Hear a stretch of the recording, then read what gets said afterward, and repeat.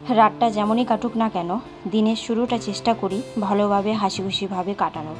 যতই দুঃখ কষ্ট থাকুক জীবনে, জীবন মানেই দুঃখ কষ্ট, আর এটা নিয়েই আমাদের চলতে হবে। তো হ্যালো এভরিওয়ান, গুড মর্নিং। কেমন আছো সবাই? আমরা তো মোটামুটি ভালো আছি, ভালো মন্দ মিশিয়ে আছি। তো চলো, আজকে নতুন আরও একটি ব্লগ নিয়ে চলে এসেছি। তো তোমরা আশা করি সবাই আমার পাশে থাকবে আর ব্লগটা দেখবে। তো সকালবেলা উঠেই ঘুম থেকে উঠে বিছানাটা গুছিয়ে নিচ্ছি, কারণ রোজকার কাজ থেকে বিছানা গোছানোর পর অন্য কাজগুলি করলে মানে ঘরটাও একটু গোছানো গোছানো মনে হয়। যাই হোক, ঘরদোর এই যে পরিষ্কার করে নিচ্ছি, ঘরটা ঝাড় দিয়ে তারপরে ঘরটা মুছে নেব। আর এদিকে মাম তো উঠতেই চাচ্ছিল না, মামকে কোনো মতে উঠিয়ে তারপরে আমি এই যে বাসি কাজকর্ম সেরে নিচ্ছি।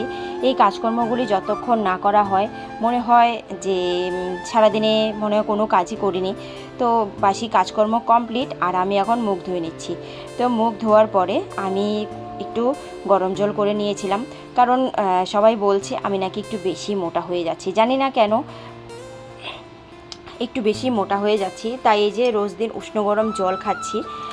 গত 2 সপ্তাহ থেকে আমি এটা ট্রাই করছি, আর জানি না কতটুকু কি হবে। তাও সবাই বলে যে গরম জল খেলে নাকি ফ্যাট লস হয়। তারপরে দেখো, আর জল মুড়ি খাচ্ছি, কারণ এখন জল মুড়িটা মায়ের বাবাও খুব খাচ্ছে। মানে ডাক্তারবাবু যেহেতু বলেছে হালকা খাবার খেতে, তো প্রায়ই কিন্তু মামের বাবা জল মুড়ি খাচ্ছে। তো মামের বাবার সঙ্গে আমি একটু জল মুড়ি নিয়ে নিলাম, কারণ সকাল অনেকক্ষণে পেরিয়ে গেছে, কিছু খাওয়া হয়নি। তাই এখন একটু জল মুড়ি খেয়ে নিচ্ছি। তারপরে বাজারে চলে গেছিলাম।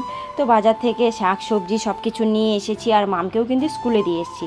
মানে মামের স্কুলের পাশেই বাজার, তো মামকে স্কুলেও দেওয়া হয় আর আমার সঙ্গে কিন্তু বাজারটাও হয়ে যায়। আর এদিকে টাটকা টাটকা সবজি এনেছি, আর এনেছি লাল শাক। এটা আমার খুব পছন্দের, লাল শাক খেতেও ভালো লাগে। আর মায়ের পাপাও বলেছে যে লাল শাকটা যদি বাজারে পাওয়া যায় তাহলে নিয়ে আসার জন্য, কারণ ও এখন শাক সবজিটা বেশি খাচ্ছে। তো শাক করার পর আমি এদিকে লোকাল মাছ নিয়ে এসেছিলাম, ডাঁটা দিয়ে আলু বেগুন দিয়ে। তো মাছের ঝোল করেছি।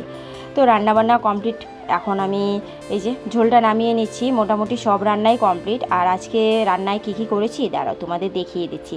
আর এদিকে দেখো, মায়ের বাবা কিন্তু চলে এসেছে, বারবার বলছে রান্না কি কমপ্লিট, তাহলে আমি স্নানে যাব। তো আমি বললাম রান্না কমপ্লিট হয়ে গেছে, তুমি স্নানটা সেরে এসো, তারপরে আমিও স্নান করে নেব, কারণ প্রচণ্ড গরম, ঘেমে গেছি। স্নানটা সেরে তারপরে খাওয়া দাওয়া করবো।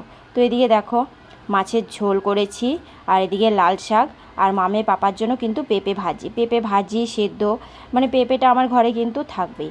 তো সবজির কালারটা কিন্তু দারুণ হয়েছিল, দেখে তোমরা বুঝতেই পারছো। আর আমি পেঁপে ভাজি অল্প নিয়েছি, কারণ আমি শাক দিয়ে ভাত খেয়ে নেব। আর এদিকে স্যালাড কেটে নিয়েছি। তো ওই যে শাক দিয়ে চলো ভাতটা মেখে নিচ্ছি। আর দেখো ভাতটা না লাল হয়ে গেছে, দেখতেও কি ভালো লাগছে, তাই না? তো চলো আজকে খেতে খেতে বিদায় নিচ্ছি। নতুন আরও একটি ব্লগে দেখা হবে। সবাই ভালো থেকো, সুস্থ থেকো, টাটা।